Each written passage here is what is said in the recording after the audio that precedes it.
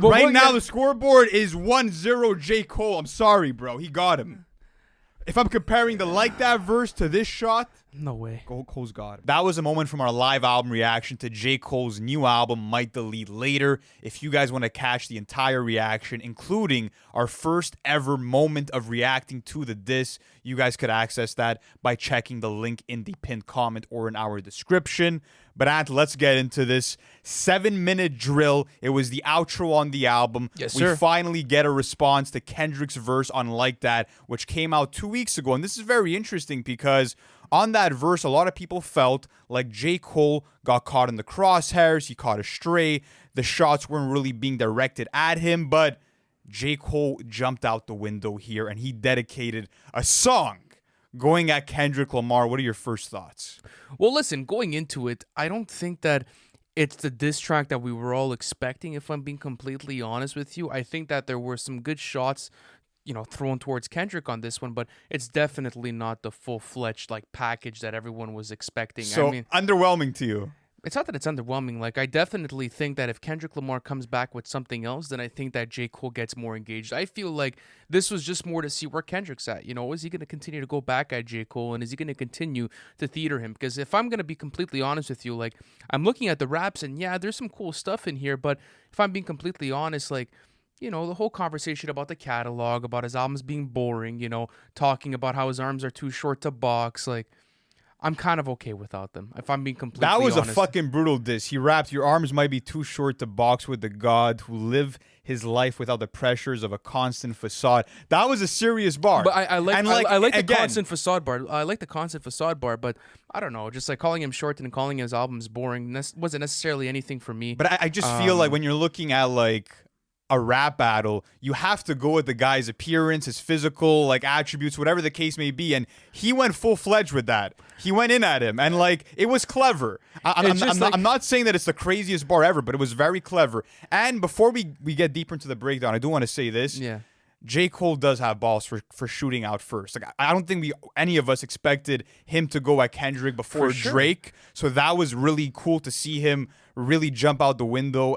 But let's go back to what you were saying, which is the first set of disses where he raps, "Your first shit was classic. Your last shit was tragic. Your second shit put guys to sleep, but they gassed it." So if anyone's wondering, from what it seems like, when he says your first shit was classic, he's talking about Good Kid, Mad City. When he says your last shit was tragic, of course, talking about Mr. Morale and the Big Steppers. And then saying your second shit put people to sleep, he's probably talking about To Pimp a Butterfly because he's seeing that people gassed it.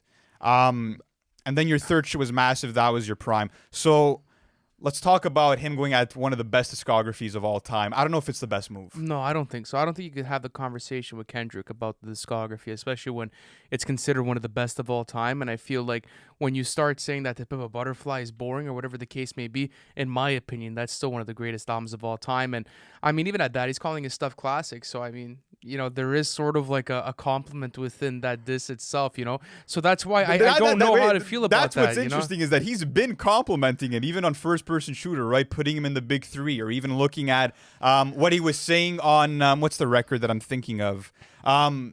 The Pipe Down remix. Oh, yes. Where he's rapping about, people handing me the bronze, and, he's saying that Kendrick's a superstar to him. So it's interesting to see his perspective completely shift after the Like That verse. But I do like that he's saying that, J. Cole is in his prime right now, and he sort of took his spot as the top Don, and was cool. He's true for that. I feel like Cole is the best rapper alive right now. I know what I'm trying to say, but if you look through these verses, there's nothing really vicious about these. If you get what I'm trying to say, the short arms was vicious. Yeah. All right, listen. If you fuck with it, that's on you. What did you think of this one? But push come to shove on this mic, I will humble him. Referencing Kendrick's song but that's Humble. what I think this track is. I think that it's just to see where Kendrick Lamar is at with things. I don't think that this was meant to be a full-fledged diss and really start to get into some heavier stuff and really start going blow for blow. Because not only that, but if you go to this next bar, on verse 2, he says, "I'm hesitant. I love my brother, but I'm not going to lie. I'm powered up for real. That shit would feel like swatting a fly." And then he says, "The 4 albums in 12 years, I can divide." So, I mean, he's kind of inviting it again. He's kind of saying come. So how do you like that as sort of a response to Kendrick, where it's I'm not going to go all the way in, but I'm going to invite you, but I'm taking a whole track to do so. So do you think the fact that Cole took the whole track that he should have went a bit deeper with it, or do you think that he played it smart and he was like, well, let's just touch the surface a bit, let me acknowledge it, let me throw some shots back, but let's see what you got coming next, and then we'll really see what's up? I don't think this is one of the most scathing diss tracks. I don't think that this is going to go down as a classic diss track. But again, for the situation that we're in, I feel like it is the perfect chess move because he's testing him a little bit, right? Like he's knocking him for his discography. He's knocking him for not being consistent when it comes to dropping music. And I think that, again, he's just telling him, like, you're my little bro right now. I'm at the top of the pyramid. I'm the one to be afraid of. So it's a cool warning shot. And like you were saying, he's baiting him into getting more out of him. And I feel like Kendrick is definitely going to come back at him, bro.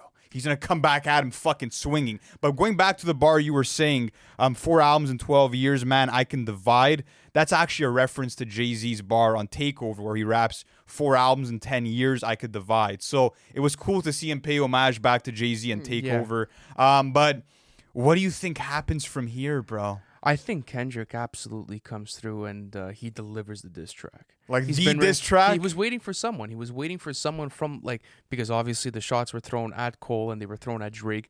He's waiting for someone. He's waiting for one of them to answer. And he was waiting for this moment to be like, okay, well, now you guys want to engage. I'm going to engage. And he's going to start dropping tracks. He has to. Yeah, because, like, how does Kendrick open up the can of worms? Then you get back to this track from Cole, and now you're not going to answer it. That's it. Like, at that point, like, you've low-key, like, not that you've lost, but it's not the best look. It's not the best chess move if you don't answer this. You know what I'm trying to say? Because you opened up the can of worms. You're the one that opened up this whole playing field. So, I mean, you have to come back with something crazy, and I think you will. Because if I'm being completely honest, another thing that I really liked about that Kendrick verse is that when you go into it, it's not the craziest when it comes to, like, the disses. You know, he's talking about, you know, it's the big three. It's only me. Talking about how your best work is a light pack. It's kind of on the same level as this, if I'm being completely honest with you. But now it's like, okay, let's see where we're going with it. But the thing that I liked a bit more about the Kendrick diss was the cadence, the aggressiveness. Like, he was really in your face about this.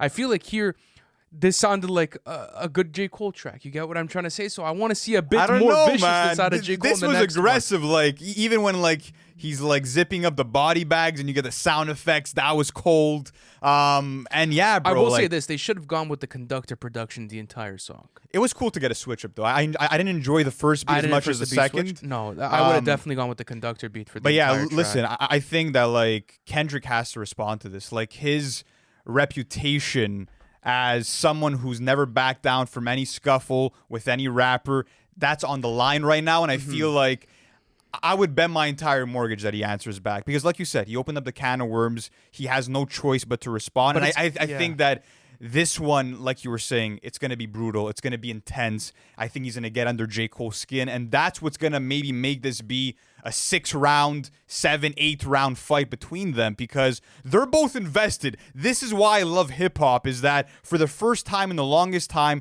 you're getting 2 top caliber MCs that you now know are going to go fucking back and forth for what might be a very lengthy, bloody feud. And not bloody in the sense of being personal or getting the streets mixed up in this, whatever but that is. No, we know that. Bloody already. In the sense of, like, there's going to be serious swings going on right now. We'll see what happens, to be honest with you. Like, maybe it doesn't go anywhere. And maybe this is where it kind of ends. Impossible. It ends here. Impossible. Maybe it ends here. Impossible. But regardless, though, I mean, like, not that I was disappointed with the track, but I want to see more. I'm down. I'm down for more. I'm definitely down for more at this point. I'm not going to lie to you. Like, I feel like, you know, Cole and Kendrick definitely acknowledged everything. They're both in the race now, but there's one man left. Drake is still in the equation. There's Drizzy Drake still in the equation. And this is a good time for him to drop just because now it's like all the attention's on Cole, you know? And, like, if you come back and you drop something that's fucking ridiculous, now we're going to have, like, just a cesspool of fucking diss tracks going everywhere. That's the big play at hand. Honestly, like, Cole dropping tonight, it was good. It was cool. Nice. He answered. I don't think it was the greatest diss track, but he did like what Kendrick did on Like That. You know, it was just like, it was warning shots. Like, this is what I could do. You know, this is what I'm going to do on, let's say, a project that I'm kind of releasing loosely. If you want to come at me, you could come at me. But with Drake, there's a different sentiment in the air. There is a different sentiment in the air because you could tell that off of like that, like Kendrick really wanted Drake's head. Like that's his primary target.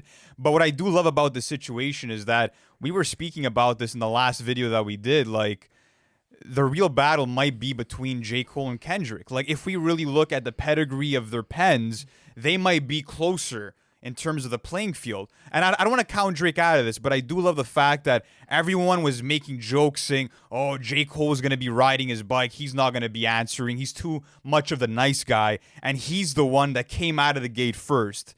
So I do love that he said, fuck it. I'm going to really make my presence known and I'm going to be able to fight back. But Drake might come with a different approach. And I think that Drake might come with something that is a bit more vicious. Absolutely. Yeah. So we'll see. We'll see what happens. But what do you think happens now? Do you think Drake says, okay, I'm going to let them sort of battle it out and I'll stay dissing Future and Rick Ross and do my own thing? Drake knows what he has to do. So you think that it's going to be a Mexican standoff situation? Maybe. You never know what happens. Wow. I'm just letting you know the way that I kind of see things right now because the 7-minute drill, like, there's something off with it. It's in cool. what way? It's like he's going fishing. He's baiting him in a bit. It's nothing too that's crazy. what Kendrick did. Absolutely. But it's like, you bait the baiter. So it's like now that guy's going to have to really come at you and he's going to have to drop something if you really want something. So maybe Kendrick doesn't even touch this. Maybe he's like, you know what? I don't even want this. Impossible. You think there is 0%? He's been waiting for this since Control, bro. He's been waiting for over 10 years. He's wanted this battle with either one of them. And this is going to be a real fucking duel now. Oh, for sure. It's going to happen. So do you think Kendrick's chess moves are adding up? They are. I think this is exactly what he wanted. I think that he had tracks prepared for both Drake and Cole, without a fucking doubt. For sure. He's been ready. So now Cole's he's gotta be ready, bro. He's gotta sharpen that pen because Kendrick is gonna come in heavy, bro. That's crazy. He's gonna come in strapped. I'm telling you now. Yeah, that's the thing, though, is that now it's like, okay, someone answered, so there's definitely something going on. That's the only thing I'm kind of happy about is that it didn't fizzle out and, nothing came out of it. At least, like, there's some sort of, like, back and forth going on, but it has to pick up. It has to pick up because I'm kind of tired of, like, just, like, the little finger taps, It's like, oh, well, you don't poked test me, I'll poke you. Yeah, it's like, no, let's get into this now, Like, J. Cole did the right thing. He definitely, like, played it safe and... we'll see what happens after this. So, ladies and gentlemen, let me know what you think is going to happen in the comment section. And how do you feel about 7-minute drill? What was your favorite bar from the song? And do you think that Kendrick Lamar is going to be answering this? Also, we do have a review coming for Might Delete later. Expect that to come in a few days. And as we mentioned at the beginning of this, if you guys do want to see our entire full reaction to the project and to this song, you guys can access that in the pinned comment or the link in our description. Thank you so much for watching, and we'll see you soon. Peace.